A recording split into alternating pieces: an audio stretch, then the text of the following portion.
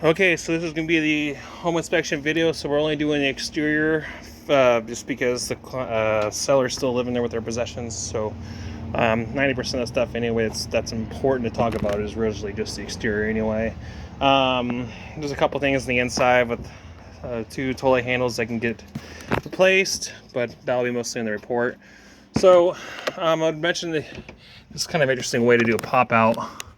I'll definitely look at refastening these 1x6s into the 1x. Wow, it's kind of funny. So they didn't really do a frame under it. Usually you want to have like a 2x under here. So you're just going to want to refasten this into this up and around. I think over here it's more of an issue. Yeah, it kind of, I think it's this side right here. A lot of this is mostly just sun warpage too. Just because that's where the sun sets over there. So this whole side just bakes right here. Used my drone on the roof. Didn't find any issues. Obviously the house was built in 2006. Got about 15 years left on the roof. Got to get the gutters cleaned. Yeah, you got about 10 to 15 years left on the roof. So this does get hot back here. So you'll see quite a difference in the conditions from the front of the house versus the back. Some of these plank boards need to be refastened. Obviously that's a twisted one, to get that replaced. Refasten that. It's 42-inch rail right here, which that up there is 36 inches, which is code when the house was built. A lot of this stuff is just kind of tied off, you know, zip ties. I think it's mostly just to keep unwanted animals out.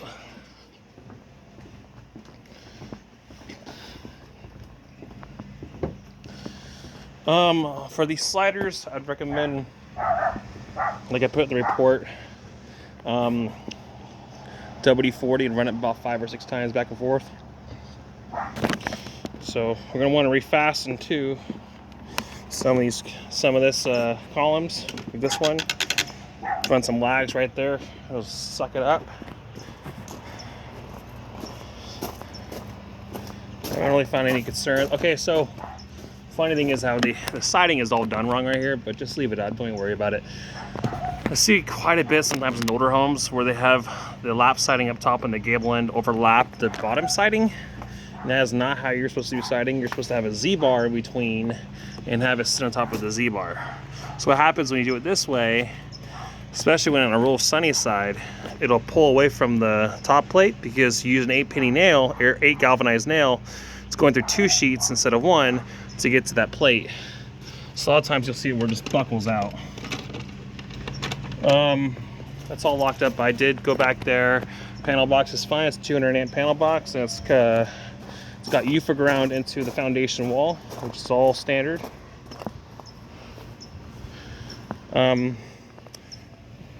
Looks like we got a little bit of damage right here on the stringer, but some more towards the end. Nothing wrong with the foundation. I can talk about the attic.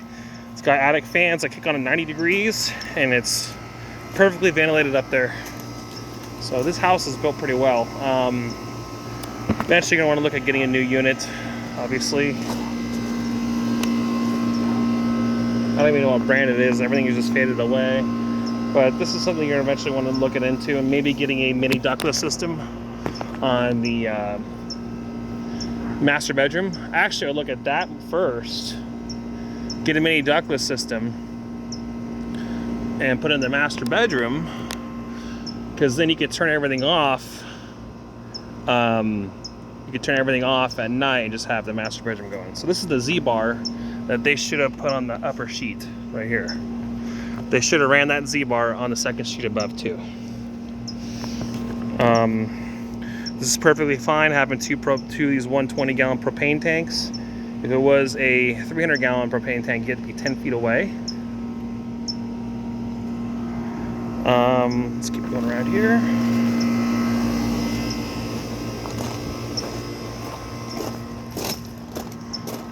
You have a shutoff back here. You have a shutoff on the side, water shutoffs.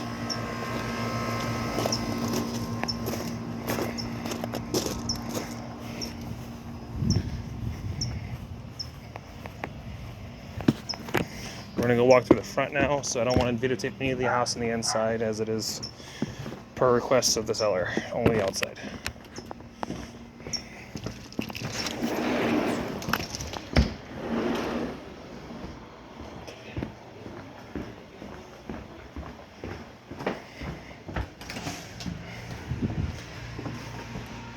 Okay, so this is the front porch. We got 2 foot on center joist spans. Underneath is interesting, as they use exposed shear wall, which obviously, because you have a covered porch, I wouldn't be too concerned with it, as you're not going to really have to worry about water runoff getting underneath and hitting the shear, because shear is actually an exterior application. Interior application, sorry, not exterior. See, right here, all this shear, it's not supposed to be on the outside. But I'm not too, like, let's just say if we didn't have a porch cover and with no flashing there, that'd be a major, it would definitely be a difference. But I wouldn't really be too concerned about it.